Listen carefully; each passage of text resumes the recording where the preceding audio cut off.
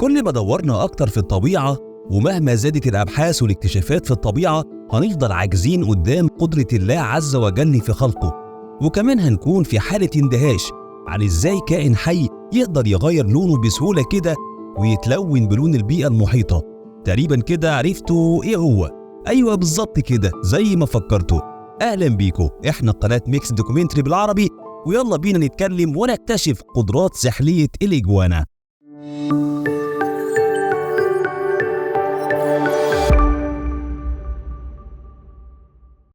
الإجوانا هي نوع من أنواع الزواحف العاشبة، بتنتمي لرتبة الحرشفيات، بتكون موجودة في المكسيك وأمريكا الوسطى والبرازيل وعلى جزر البحر الكاريبي. بتعتبر الإجوانا من الحيوانات الأليفة لأنها بقت بتتباع في متاجر الحيوانات الأليفة، بس للأسف الإجوانا من الحيوانات المهددة بالانقراض في البرية. بتصنف الإجوانا زي بقية أنواع الزواحف من ذوات الدم البارد، وده معناه إن البيئة المحيطة بيها هي المتحكمة في درجة حرارة جسمها وملهاش درجة حرارة ثابتة زي الثدييات.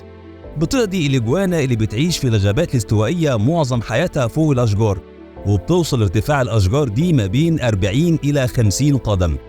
وكمان في أنواع مختلفة من الإجوانا اللي بتعيش في بيئات مختلفة، بعضها بيعيش في الغابات الاستوائية، والبعض التاني بيفضل يعيش حول منطقة محيطة بالمياه، والبعض الآخر بيفضل يعيش في الظروف المناخية الصحراوية. تعتبر الإجوانا الخضراء من أكثر الأنواع شعبية وانتشاراً. بتختلف الإجوانا في الحجم حسب نوعها، وفي أغلب الأنواع بيتراوح طولها من متر لمتر ونص، وغالباً بيوصل وزنها لحوالي 9 كيلوغرام.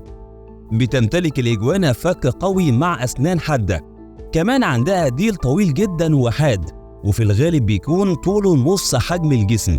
وبتستخدم الإجوانا ديلها في الدفاع عن نفسها، وبتمتلك قدرة غريبة جدا في حالة وجود خطر، بتقوم بفصل جزء من ديلها لضمان الهروب السريع من الحيوانات المفترسة.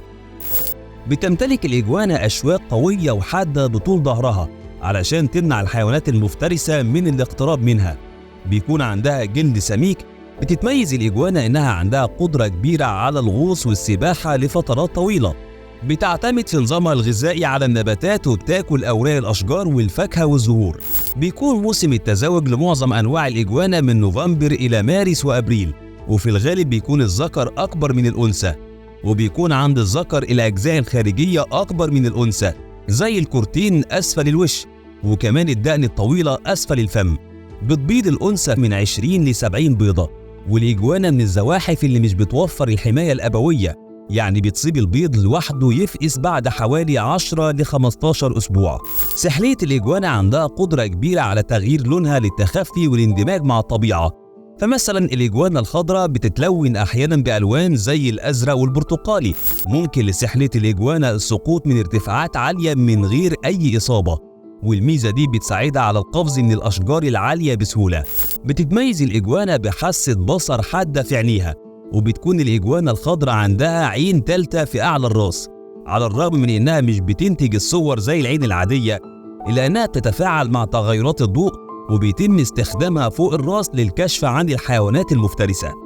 بتعيش الإجوانا لعمر 12 سنة في البرية، وممكن يوصل عمرها ل20 سنة لو تم مراعاتها والاهتمام بيها بشكل جيد. بتتعرض الإجوانا للافتراس زي باقي الحيوانات، وبتكون الطيور الجارحة من أسوأ أعدائها. في بعض الأشخاص بتقول إن الإجوانا سامة زي التعابين، وده كلام غلط تماماً. سحلية الإجوانا من الكائنات الأليفة جداً، وممكن تربيتها في البيت في حوض زجاجي وتتمتع بمشاهدة ألوانها الجذابة. بس كده خلصنا حكايتنا عن سحلية الإجوانا. يا رب أكون قدرت أشرح بشكل بسيط. في نهاية الفيديو ما تنسوش تعملوا لايك واشتراك في القناة وتفعيل الجرس علشان يوصل لكم كل جديد. وأي حد عنده أي فكرة أو مقترح أو موضوع جديد يسيبولي في التعليقات. دمتم بكل خير.